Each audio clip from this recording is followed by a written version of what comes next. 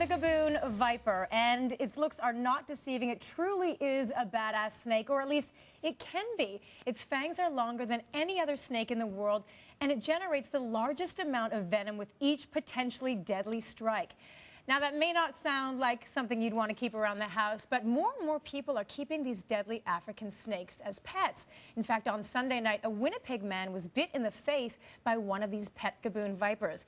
His life was saved thanks to snake expert Bry Loyst, who now joins me in the studio. Bry, how did you save this man's life? He lives in Winnipeg, you in Toronto. Why were you the go-to guy? There were many people involved in the situation.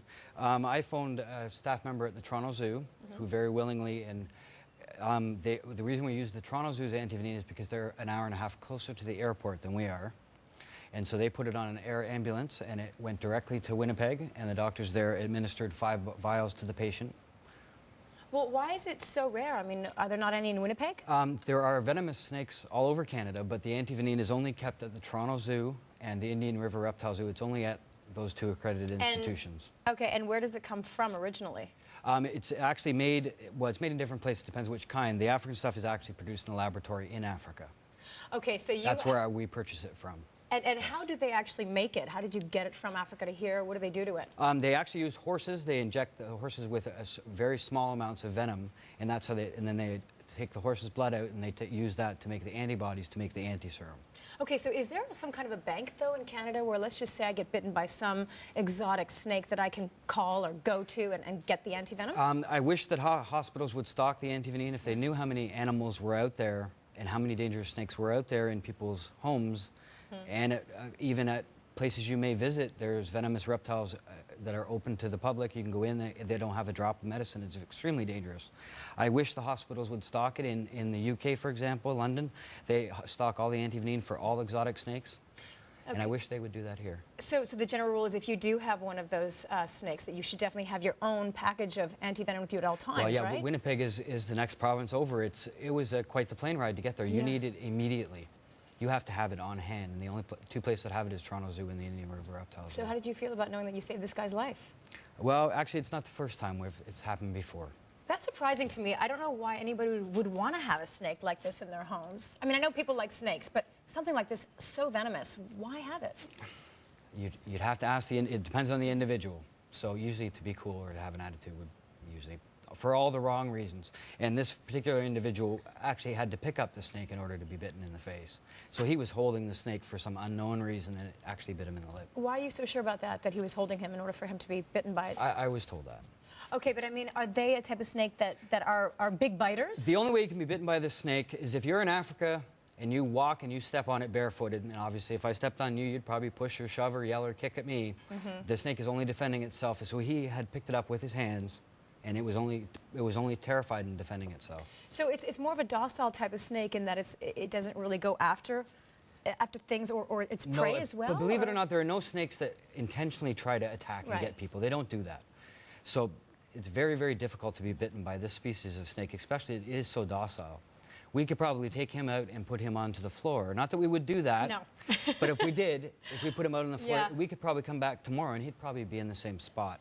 He's an ambush predator, so they usually don't go very far. And you can see, since we put him in there, out of his box, he has not moved, has he? No, he looks pretty calm, but maybe he's just frozen by the camera lights. Is he a little... No, that's he just just his sits nature. in the same spot most of his life. Usually they have the leaf litter all over their head so you can't see them. Okay. And that's how people in Africa do get bitten by them, is because they don't see them and they're such camouflaged. And then they step on them by accident. That's how most bites occur. But if you do get bitten by one, I mean, what are your chances of surviving, and how quickly does it? If it gives you all the venom that it has in its glands, it is very rare that you'd survive from this snake. Without the anti-serum, there's no chance of it. There's no chance. And we're talking, what, a matter of 24 hours? It depends on so many variables, you can't really answer that question. It depends where it bites you, why it bites you, how much venom it gives you. It can give you no venom. It can give you 1 drop from one tooth and 10 from the other. And in this case, what happened, it looked like, is it didn't give the man any venom, is what the recent news is when I spoke to the physician from the United States that was talking to the doctors in Winnipeg. What happened was it bit his lip, and whatever remnants were on the tooth, it didn't actually inject any venom. Whatever remnants were there. So he got such a minute amount of venom that you wouldn't even be able to see it. So the snake didn't even really want to spit out the venom? Or? No, usually when they're doing it for defense, they do not inject venom. It's to acquire their food, and it is very important for them to have, and it takes a lot of energy to produce that venom. They don't want to waste it on defending themselves. Now, I understand that amputation is often a choice that people make if they get bitten in the arm or leg, but when you're bitten in the face... That can happen, especially with this species of snake, a lot of times.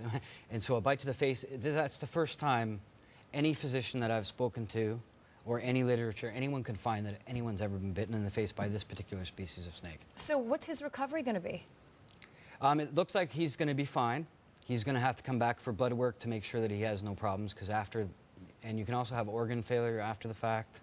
So he's out of the water, it looks like, but all of a sudden something could happen. So is the venom actually like flesh-eating disease? I mean, is that sort of the effects that it has on your body? A lot of venoms do that. I guess a simple way to put it is I guess the easiest, most way to put it is some venoms can actually rot you. So you would turn black and blue, and it actually rots your arm, and then people get gangrene after that. So you can actually lose limbs due to a bite. Well, so if it's on the face, I don't know what exactly they would do. It's very, very scary. Not a pretty sight. Bry, thank you so much for joining us today. Fascinating stuff. Thank you. Bry Loyst is the owner and curator of the Indian River Reptile Zoo in Peterborough.